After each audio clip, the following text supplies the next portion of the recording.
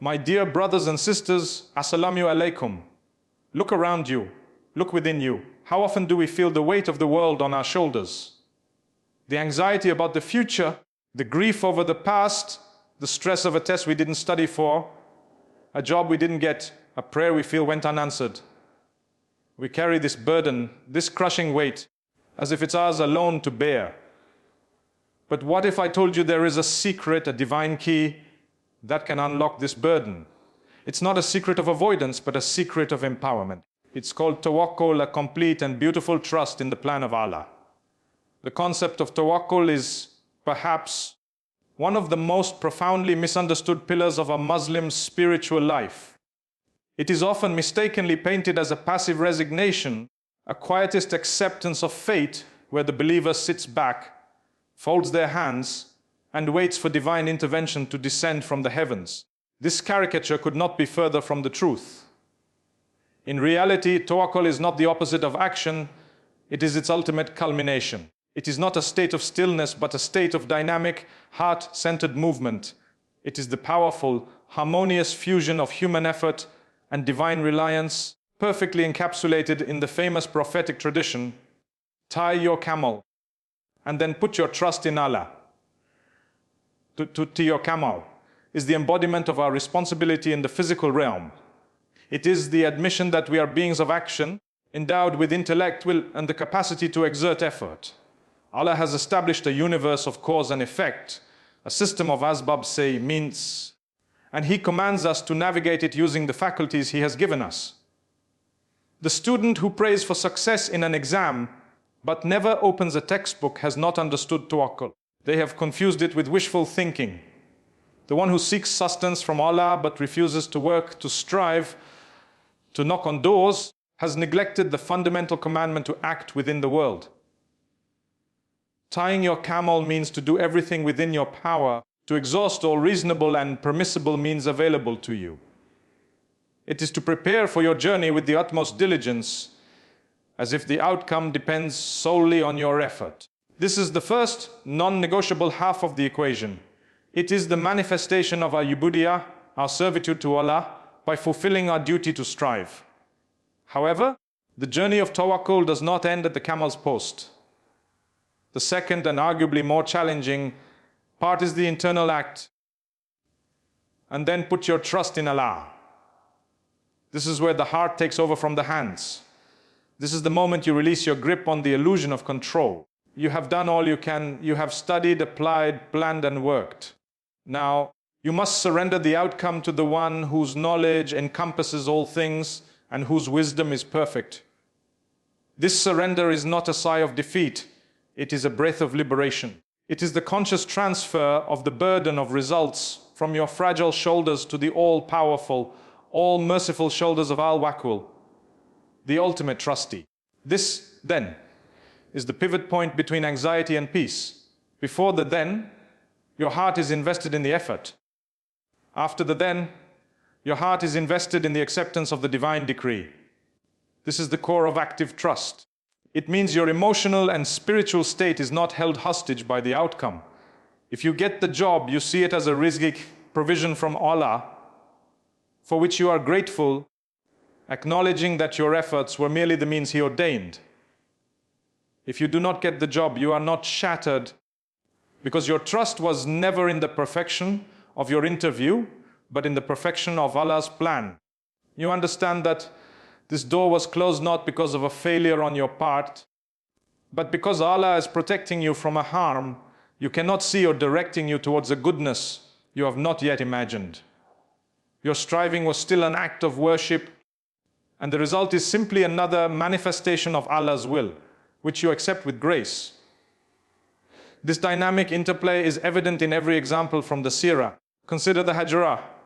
The Prophet Muhammad, as peace be upon him, did not simply stand in Mecca and trust that Allah would teleport him to Medina. He enacted a brilliant, active plan. He arranged for a guide, he secured provisions, he chose a route no one would expect, and he enlisted the help of a companion. He tied his camel with meticulous care. But when he and Abu Bakr were trapped in the cave of Thawa, with the footsteps of their pursuers echoing at the entrance, His words to his companion were the ultimate expression of the second half of Tawakkul. Do not grieve, indeed Allah is with us. He had done all he could humanly do. Now, he actively trusted, his heart serene in the certainty of Allah's promise and protection. His action was complete and his trust was absolute. To live with this understanding is to be freed from the tyranny of outcomes. The individual with true tawakkul is the most courageous and resilient of people because they are not afraid of failure. They engage with the world wholeheartedly. They strive with ambition and excellence, but their self-worth and their inner peace are not tied to the results. The project may succeed or fail, the investment may profit or loss, the relationship may flourish or end. But their heart remains anchored because it is anchored in the divine. They know that their reward is for their effort and their sincerity, not for the worldly outcome that was always in Allah's hands. Therefore, tawakkul is the ultimate empowerment. It allows you to engage with the world without being broken by it. It transforms every endeavor into an act of worship. The effort becomes worship, and the acceptance of the result becomes worship. It is a continuous active state of the heart, a constant dialogue between striving and surrendering, between tying the camel and trusting the camel keeper. It is, in its essence, the beautiful, balanced state of being truly Muslim, submitting your actions to Allah, and then submitting your heart to His perfect, unfailing plan. The statement, Islam is not hard, can, in moments of personal trial and exhaustion, feel like a distant platitude, a phrase uttered by those who do not feel the weight we carry. We look at the obligations, the prohibitions, the relentless nature of a life that demands discipline in a world of indulgence, and we whisper to ourselves, but this is hard. The 5 daily prayers, the pre-dawn struggle against sleep, the monthly test of hunger and thirst, the constant vigilance over our tongue, our gaze, our dealings. From the outside, and often from within, it can appear as a mountain too steep to climb. This feeling is valid, a human response to the challenge of spiritual ascent. But the profound truth hidden within the heart of this faith is that the statement is not a denial of the struggle itself, but a redefinition of where true hardship lies. The path of Islam is not hard, it is the burden of walking through life without it that is the true unbearable weight. Consider the alternative, a life adrift in a universe without ultimate purpose or a compassionate author. In that worldview, hardship is merely random, cruel, and meaningless suffering. A loss is just a loss, a terminal illness is a brutal and final injustice. A heartbreak is a wound that scars an existence hurtling towards oblivion. This is a profound and existential hardship.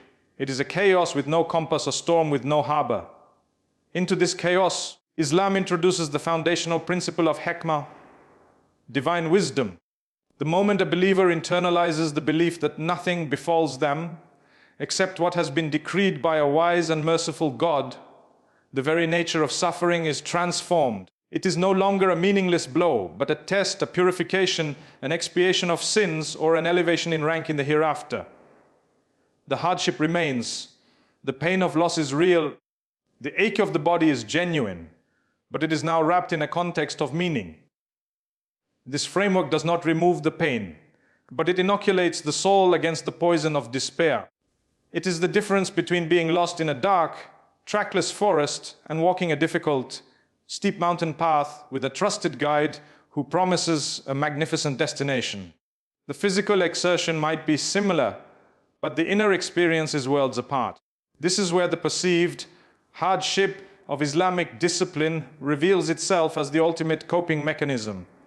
The 5 daily prayers are not interruptions in our day, they are life-saving interventions. When anxiety grips the heart, the believer has a prescribed, tangible action. They don't have to simply sit with their spiraling thoughts. They perform wudu, the cool water, a physical and symbolic cleansing of their state. They stand in salah, and in the rhythmic recitations and prostrations, they are actively transferring their burdens. They are, in the most literal sense, seeking help through patience and prayer.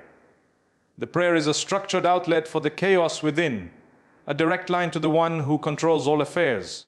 It is a system that forces the mind to focus, the body to submit, and the soul to connect, pulling a person back from the brink of their own anxieties. Is it hard to pray when one is depressed? Immensely. But which is harder, the struggle to stand up and pray, or the freefall of facing that depression with no tool, no refuge, and no hope? Similarly, the fast of Ramadan is a masterclass in spiritual and mental resilience. The pangs of hunger and thirst are constant reminders of our fragility and our ultimate dependence on Allah.